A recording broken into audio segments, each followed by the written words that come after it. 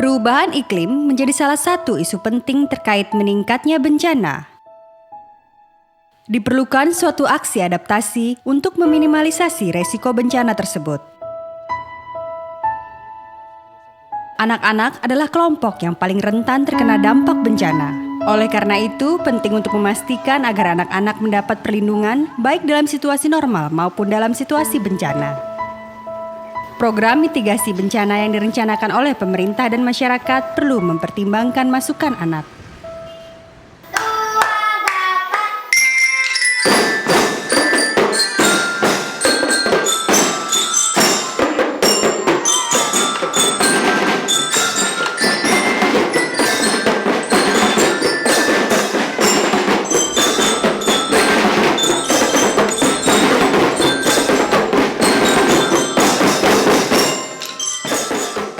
Surabaya merupakan kota terbesar kedua di Indonesia dengan sekitar 30% total populasinya adalah anak-anak. Sejak tahun 2011, Surabaya telah menyandang status sebagai kota layak anak. Namun Surabaya sebagai kota layak anak tidak berarti bebas terhadap masalah anak. Lingkungan ramah anak dimulai dari lingkungan kita atau rumah kita. Artinya memang anak di mana dia tumbuh, lingkungan di mana dia tumbuh yang pertama adalah keluarga. Rasa aman, rasa nyaman harus dimiliki oleh anak mulai dari kehidupan keluarga. Lingkungan yang paling luas adalah lingkungan ketika dia keluar dari rumah, yaitu sekolahnya, masyarakat di mana dia tinggal, desanya, kampungnya, RW-nya, RT-nya, harus memberi ruang yang nyaman bagi anak. Dan pada lingkungan yang lebih luas adalah negara, di mana negara juga bisa menjamin kehidupan yang aman dan nyaman bagi anak. Urbanisasi dan pembangunan yang cepat berdampak terhadap meningkatnya pemukiman kumuh di sepanjang daerah aliran sungai dan pesisir Surabaya.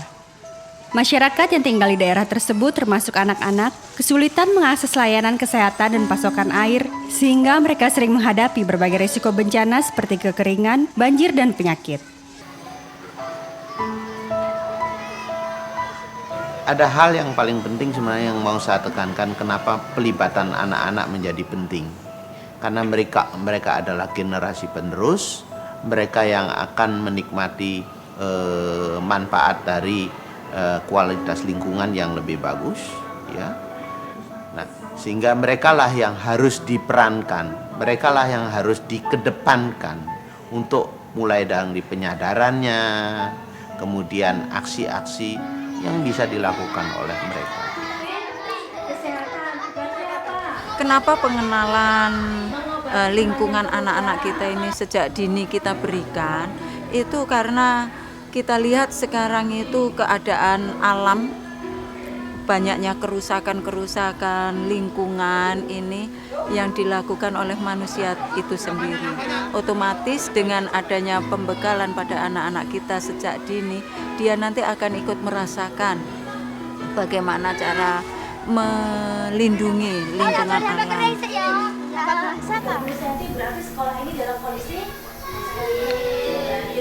Wahana Visi Indonesia bekerja sama dengan UNICEF dan pemerintah kota Surabaya mengembangkan sebuah model untuk meningkatkan ketangguhan anak dan masyarakat dalam mewujudkan kota layak anak yang bertujuan untuk mengurangi tingkat risiko bencana akibat perubahan iklim dengan fokus kepada anak. Sebuah proyek yang bertujuan mempersiapkan masyarakat dan anak-anak khususnya di wilayah Kelurahan Sidodadi dan Simolawang untuk bisa mempersiapkan diri mereka pada saat adanya bencana. Proyek ini memang durasinya sangat singkat, hanya 1 tahun. Dengan pemerintah kota dan lain-lain kita mulai turun ke masyarakat. Hingga saat ini kita sudah punya 2 tim tanggap bencana berbasis komunitas di 2 kelurahan, yaitu Sidodadi dan Kelurahan Simolawang.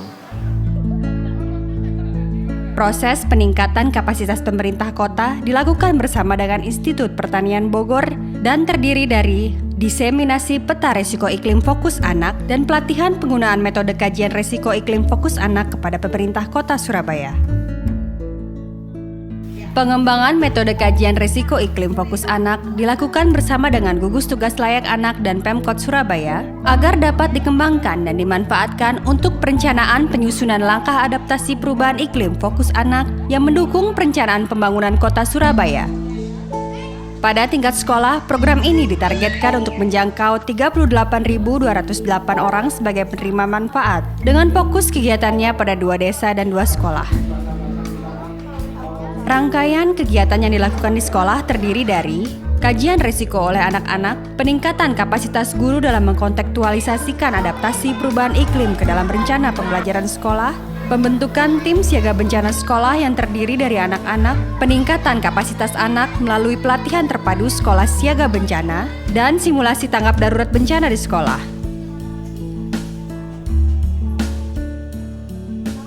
Tadi ada informasi bahwa ketinggian air di halaman sekolah kita sudah mencapai 20 cm. Anak-anak tidak usah panik.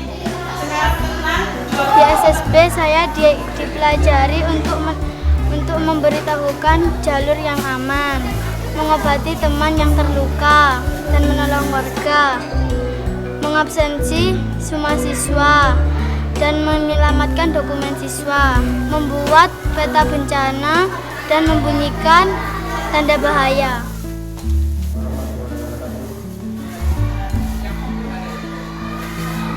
Dahulu ya sebelum ada kegiatan ini, dia itu nggak bisa menolong dirinya sendiri karena nggak tahu kalau itu bahaya, itu bencana.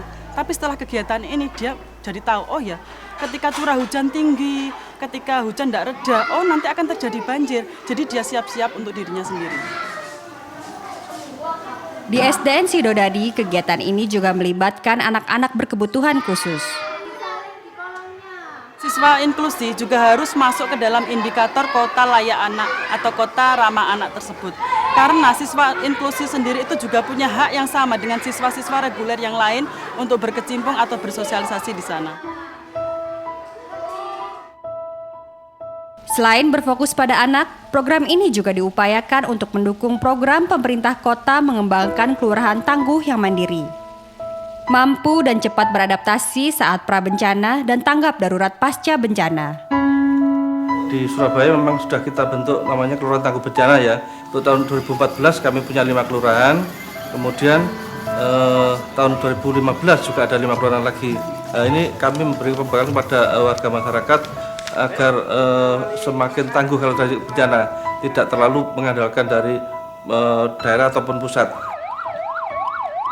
Pelibatan masyarakat pada tingkat kelurahan meliputi proses kajian risiko oleh masyarakat, pembentukan tim penanggulangan bencana berbasis masyarakat di 2 kelurahan, pengembangan dokumen rencana kontingensi, peningkatan kapasitas bagi tim penanggulangan bencana berbasis masyarakat, termasuk pelatihan pertolongan pertama gawat darurat dan pertolongan di air. Simulasi tanggap darurat bencana di masyarakat oleh tim penanggulangan bencana, dan kegiatan mitigasi bencana dengan membersihkan sungai, memberikan penyadaran pendidikan perilaku hidup bersih dan sehat. Kita melakukan mitigasi dengan melakukan pencegahan titik-titik rawan yang banjir seperti pembersihan wilayah sungai di sini yang terjadi pendangkalan, kita coba bersihkan, kemudian kita berikan semacam seminar kepada warga, kita berikan penjelasan kepada warga tentang lingkungan yang bersih, juga seperti pemasangan slogan-slogan ataupun gambar-gambar mural. Dengan kita berikan secara visual, mungkin mereka akan lebih selalu teringat untuk hidup yang lebih baik. Tim penanggulangan bencana yang terbentuk melalui program ini juga telah mendapatkan pengakuan dari camat dalam bentuk surat keputusan. Tim penanggulangan bencana berbasis masyarakat ini akan kita linkkan dengan pemerintah Kota Surabaya agar masuk menjadi kelurahan yang ke-11 dan kelurahan yang ke-12 untuk tim penanggulangan bencana berbasis masyarakat. Setelah adanya link dengan Satlantas PB Kota Surabaya, setiap ada pelatihan yang dilaksanakan oleh Satlantas PB Kota Surabaya, kami berharap agar supaya tim penanggulangan bencana berbasis masyarakat yang ada di 2 kelurahan ini masuk. Jadi masuk dan sekaligus juga dilatih. Program ini diharapkan dapat menjadi sebuah alat bantu untuk mendukung Kota Surabaya dalam mewujudkan kota layak anak. Setahu saya belum ada di kota atau kabupaten manapun yang memiliki inovasi ini.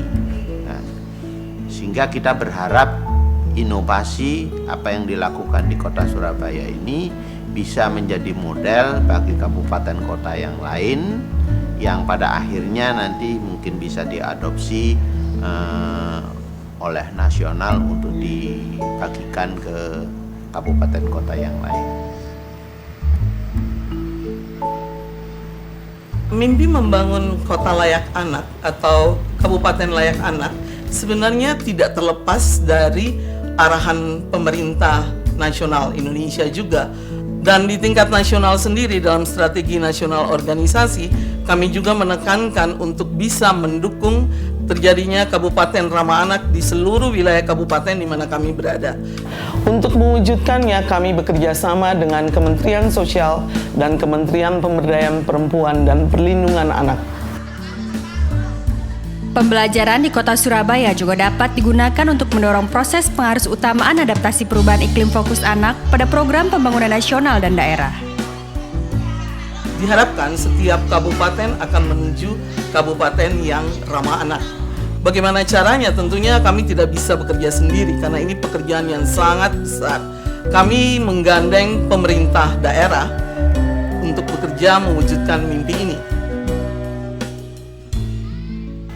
Implementasi ini akan sukses kalau antara pemerintah, komunitas, masyarakat, dan terutama pelibatan anak itu secara maksimal bisa dilakukan.